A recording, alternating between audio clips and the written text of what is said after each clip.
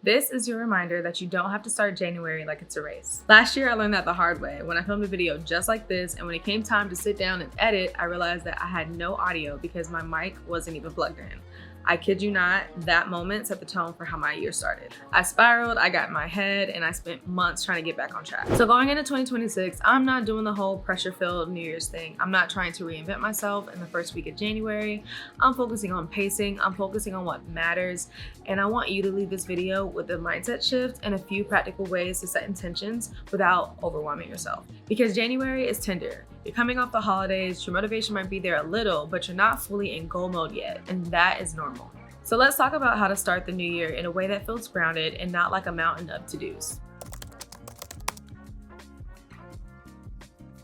Here's the thing, a lot of people tend to do the most towards the end of the year, especially in December. They've already made the vision board, they bought the planner, they planned out their year, they posted the lock-in content, all of that. But this video is for the people who are still recovering, the people who may be back at work, people who are thinking, I want to be intentional, but I can't really take on a whole life reset right now.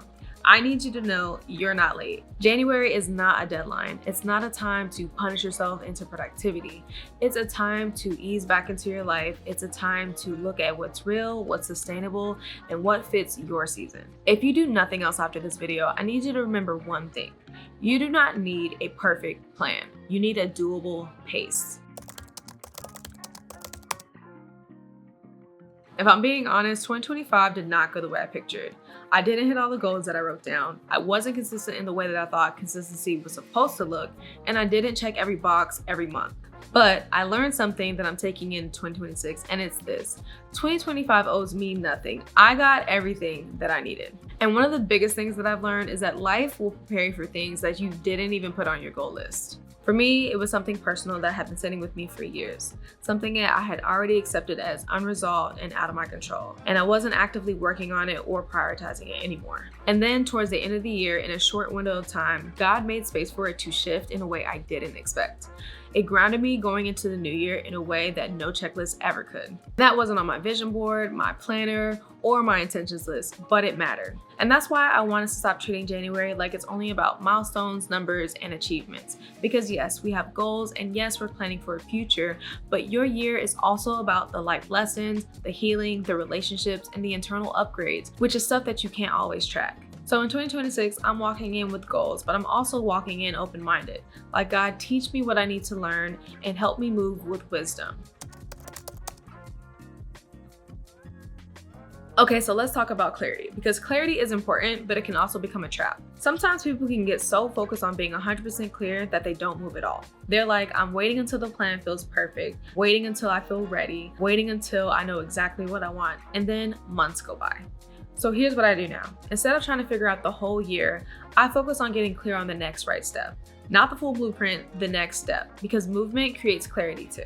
Your only job right now is to pick a direction that feels reasonable and take a step toward it. This is the part that changed everything for me. I used to think that being disciplined meant being intense, being strict, being on top of everything at all times, but honestly, that mindset is why people burn out by February. Now, I think of discipline as something softer and more practical.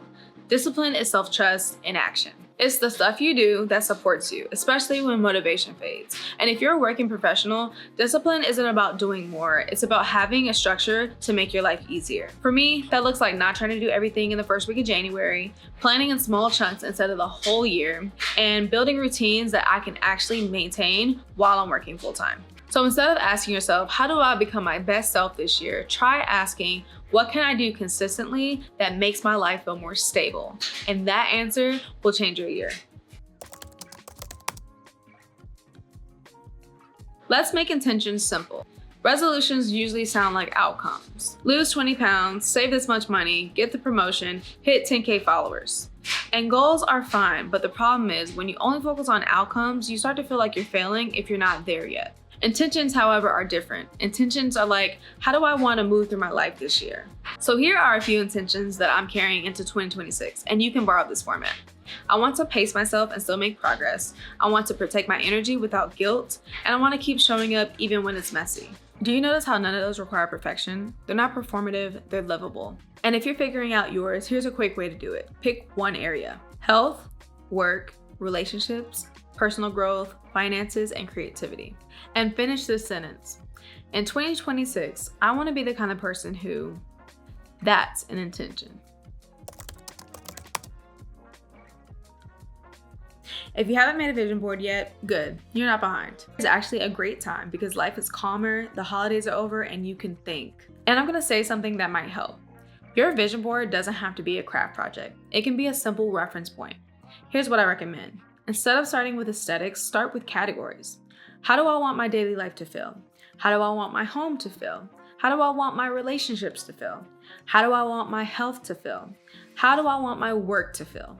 And then pick visuals that match that. Because yes, we love aesthetics. I love aesthetics. But aesthetics without direction doesn't change your life. Even if you do a small one in Notes app, on Pinterest, in Canva, it still counts. Okay, this is the biggest mindset shift that I'm taking into 2026. Consistency is not a straight line. At the beginning of 2025, I used to think that consistency meant, for me, posting 2 videos a month every month, 3 TikToks a week every week, 1 blog post a month, 1 newsletter a month, the perfect schedule, the perfect system. And if I missed, I felt like I failed. But what I've come to learn is consistency is not never missing. Consistency is not quitting. I came across this graphic that showed what people think consistency looks like. Check marks in a perfect row. But real consistency is messy. It may look like check, check, miss, miss, check, miss, check. And the point is you keep going. Some days you have 100%, some days you have 10%, some days you don't have anything to give, but you show up with what you have and you don't make it mean something about you. That mindset alone will save you from the January to February burnout pipeline. Because when you stop expecting perfection, it starts getting easier to start again. And starting again is where everything changes. So if you're entering 2026 feeling like you don't have it all figured out, welcome, same. But you don't need to have it all figured out to start. Pace yourself. Choose 1 or 2 intentions that actually fit your real life. Give yourself room to grow and redefine consistency as I keep going. If this video helped, tell me in the comments what's 1 intention you're carrying into 2026. Not a goal, an intention. And if you're building a more grounded and intentional life in your 20s and 30s while still juggling real life, then subscribe because you're in the right place. All right, that's all I have for today's video. I'll see you guys in the next one.